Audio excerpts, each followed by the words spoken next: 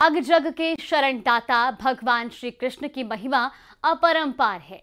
उन्हें 16 कलाओं से संपूर्ण माना जाता है।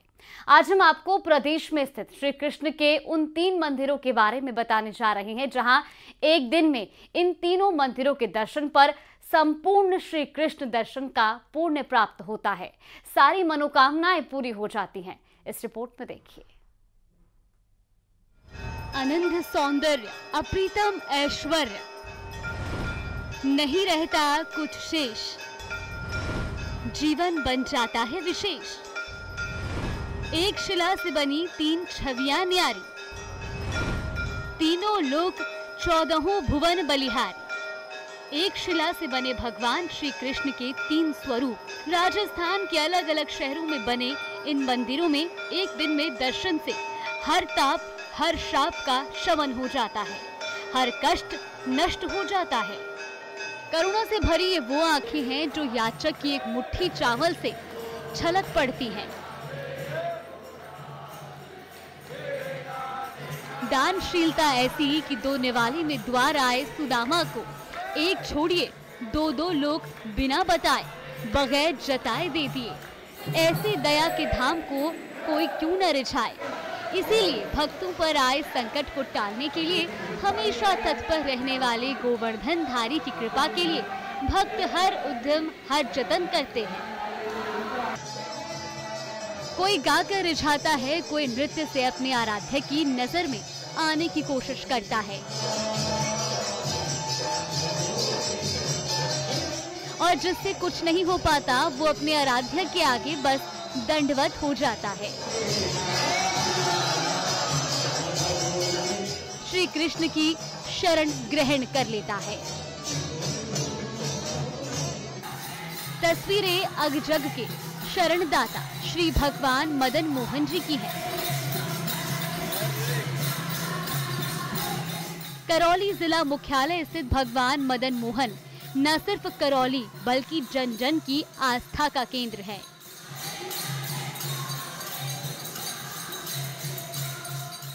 प्रतिदिन बड़ी संख्या में श्रद्धालु भगवान मदन मोहन के दर्शन कर उनके दरबार में भोग लगाते हैं,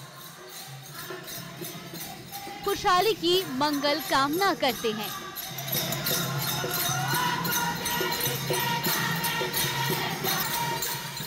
लेकिन यहाँ आने वालों में कुछ ऐसे भी भक्त हैं जिन्हें अपने आराध्य से कुछ नहीं चाहिए। वो तो बस मदन मोहन जी की एक झलक पाकर ही धन्य हो उठते हैं। एक फल प्राप्त होता है, तीनों के एक ही मूर्ति है।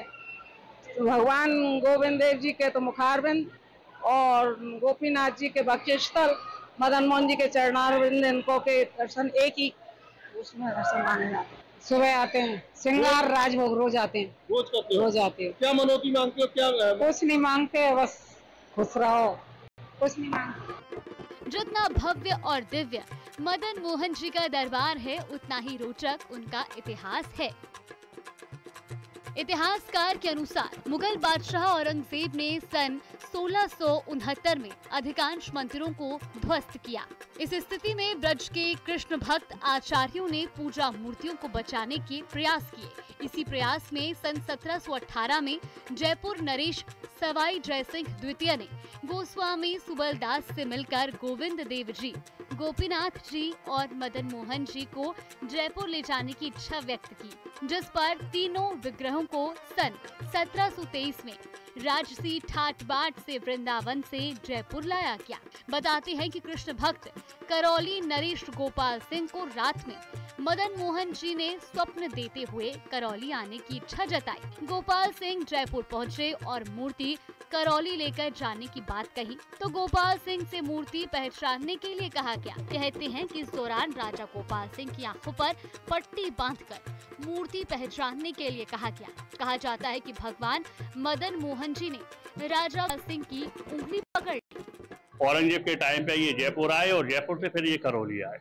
तो करौली में लेकर के आए थे, तो गोपाल सिंह जी महाराज लेकर के आए थे। मदन मोहन जी की इच्छा थी करौली आने की, तो उन्होंने क्या है स्वप्न में कहा था यहाँ की जो रानी है उनके लिए। तो उन्होंने राजा से कहा, राजा ने जाकर के वहाँ जयपुर राजघराने में कहा उन्होंने बोला कि भाई हम कैसे जानने के आप एक आज मदन मोहन जी महाराज चाहिए, तो उन्होंने उनकी आंखों में पट्टी बांध दी महाराज जी गोपाल सिंह जी के में, और फिर उन्होंने मदन मोहन ने स्वयं ने ही उनका हाथ पकड़ के खींच लिया।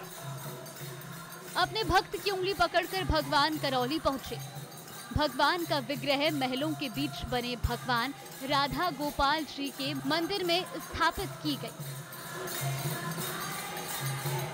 आप देखेंगे कि मेरे पीछे यहाँ इस जो स्थान है, यहाँ पर ललिता जी और राधिका जी विराजमान होती है। 8 झांकियों में भगवान मदन मोहन के दर्शन होते हैं। ये सामने भगवान मदन मोहन विराजमान है, जिनके दाईं ओर राधिका जी और बाईं ओर ललिता जी विराजमान है। जो यहाँ के स्थानीय देवता भी माने जाते हैं वो विराजमान है।